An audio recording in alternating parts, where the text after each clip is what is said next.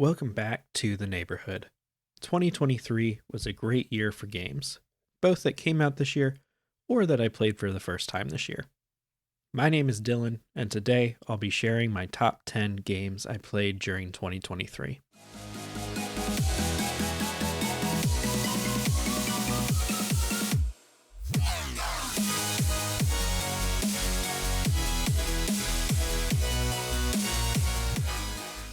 Number 10, Wild Hearts. I'm a big Monster Hunter fan, so when I saw the trailer for this game, I was already sold.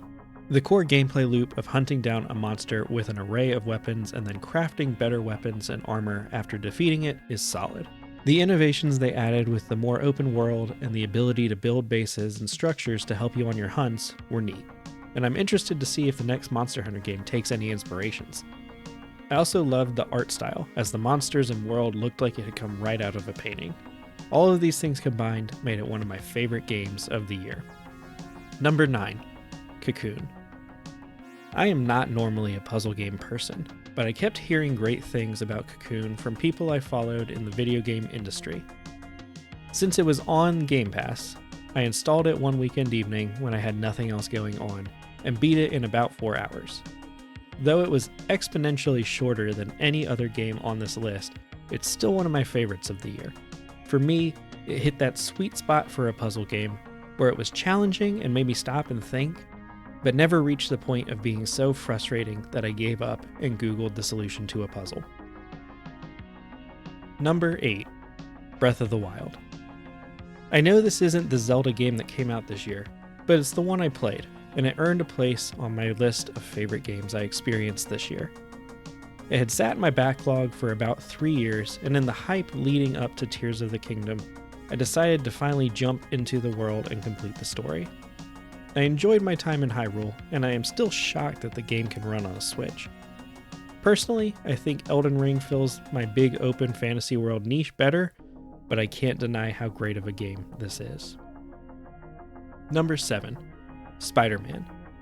The second game on my list that is a prequel to another game that actually came out this year. I finally played Marvel's Spider-Man. I have only recently joined into the PlayStation family a couple years ago with a PS4 and have slowly been working my way through some of the exclusives I've missed out on. I had a ton of fun with the game, even if it made me realize just how little I know about the extended Spider-Man universe. The story was fantastic and did a great job of subverting some of my expectations from my more casual consumption of Spider-Man media. Even without everything else, the amazing feeling of swinging through Manhattan is enough to earn it a spot on my list. Number 6, Destiny 2 Lightfall. Now I will preface this by acknowledging that Destiny 2 has had a bit of a rough year, and that Lightfall did have some issues, especially at launch. If you venture into any spaces where the hardcore Destiny players exist, it's a dark hole of toxicity and complaints. But for me, a more casual enjoyer who just likes the gameplay, I have had fun with this expansion and these subsequent seasons. They have added some new, cool content, classes, exotic weapons, and armors, and quality of life improvements that have added to an already massive amount of things to do in the game. Sure, there is plenty I wish could be different about it, but I knew I had to put it on my list since it's my most played game this year. Number 5, Sekiro: Shadows Die Twice. I picked this game up in the end of year sale back in 2019, and ever since then, it has been my tradition to try and play through it around New Year's. Every year, up until 2023, I had always fallen off of it, but this year, I beat it and it earned a spot on my list. The game oozes style, and there are a ton of cool bosses. The combat system, though it's been mimicked a few times now, was challenging but fun for most of the game. It's still my least favorite From Software game, and I personally think that there are times where the game crosses the line into frustrating tedium with some of its fights, but it is hard to deny that it is a fantastic game. Number 4, Lies of P. I went into Lies of P fully expecting to bounce off of it pretty quickly, mostly just looking forward to the weird Pinocchio Bloodborne sales pitch. This game totally blew me away with its quality and how much fun I had with it. The combat felt refined and added some cool innovations that put their own unique spin on the game, and I'm interested to see if From Software implements their own versions of some of them. There were a couple of bosses in the back half of the game that were pretty frustrating, but my overall experience was excellent, and the ending cutscene made me even more excited to see what this studio does next. Number 3, Remnant 2. I had played through and enjoyed the original Remnant after seeing it on multiple lists of the best games you're not playing, so I was looking forward to the sequel. I love the gameplay and exploration that this game offers. So many games in this genre feel like you're just moving from cover to cover, dumping bullets into a boss until its health is 0. Remnant 2 taps into the things that I love so much about Call of Duty Zombies or Destiny 2 raids and dungeons, where there are puzzle-like mechanics that you're trying to solve, and the enemies are more of an active obstacle. This game more than earned a spot on my list because of the way that the worlds and stories are generated. Each playthrough seems to offer new things that I haven't seen before. Number 2, Jedi Survivor. I love Star Wars, so this was always going to end up somewhere on my list unless it was just a broken mess. Thankfully, it wasn't, and I've had a blast catching up with Cal and the crew, seeing where they were at 5 years after the events of Fallen Order.